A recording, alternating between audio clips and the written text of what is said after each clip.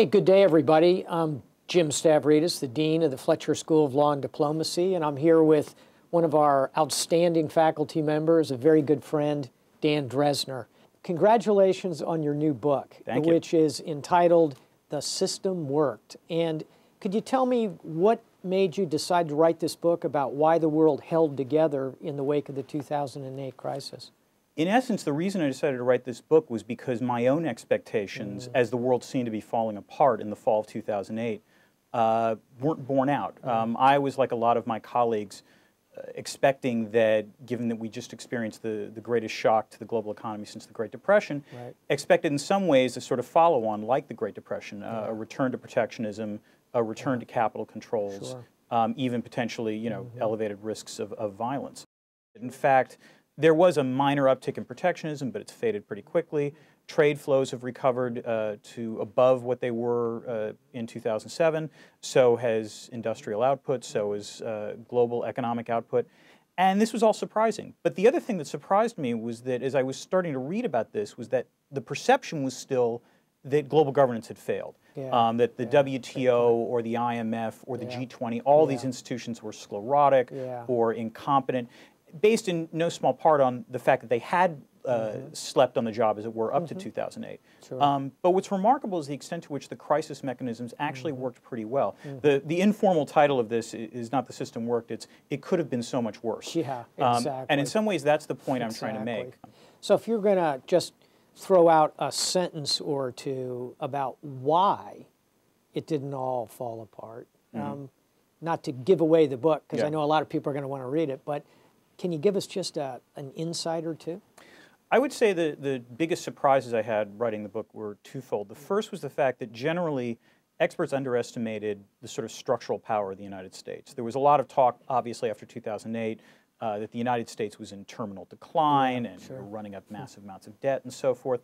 But if you actually take a look and see what the United States did, it really did in some ways act as a leader in the aftermath of the 2008 financial crisis, in particular the Federal Reserve, which played a crucial leadership role in making sure that there was enough liquidity in the system after 2008. The second part, and this was definitely the most surprising aspect of the book for me, because when I started writing it, this is not what I would have argued, is that China really did act like a responsible stakeholder in the aftermath of the crisis. And the interesting thing is that China looked out after its own interests, let's be clear. I'm not saying they acted selflessly.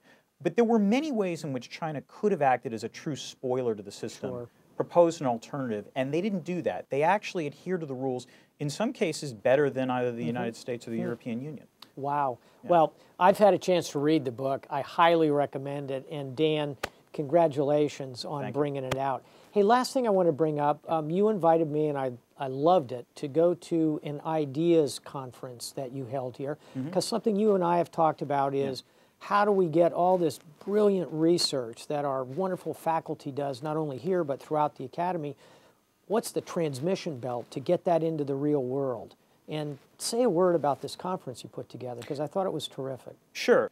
It's about the idea, what I call the ideas industry, this question of the extent to which sort of private demand for ideas has never been greater in some ways. And the traditional source of these ideas has always been the academy. And so the conference was sort of centered around the idea of how do ideas in foreign policy actually make their way from into practice, a university office to, let's say, the wider world. And it was the start. What I would argue is the start of a conversation on the ways in which the sort of changing media landscape has made it both more challenging for traditional academics, but also potentially offered more opportunities. Huge opportunities. I couldn't agree with you more. And you and I have had this conversation, but I hope you do write the next book about that, because this idea of how these ideas are transmitted from the academy, from the think tanks, from government itself to other centers in government, I think is a fascinating angle of education, broadly conceived.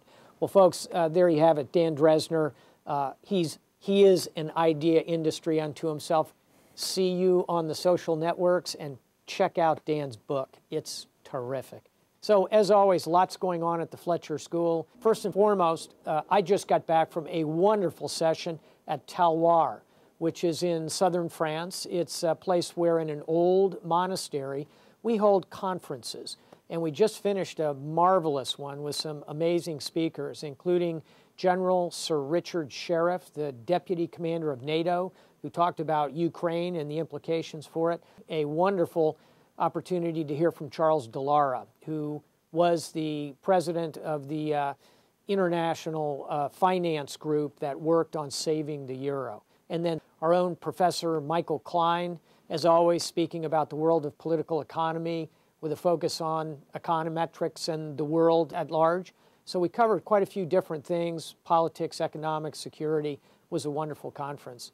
Secondly, coming up later this month, we're going to have a delegation of about 25 mid-career Indian diplomats, including at least 2 ambassadors, a group of deputy chiefs of mission, all from the Indian Foreign Service, who are going to spend a week with us here at Fletcher. We're very excited about this new executive education that we'll do. We are in the middle of summer, but things are always happening here at the Fletcher School of Law and Diplomacy. Come visit.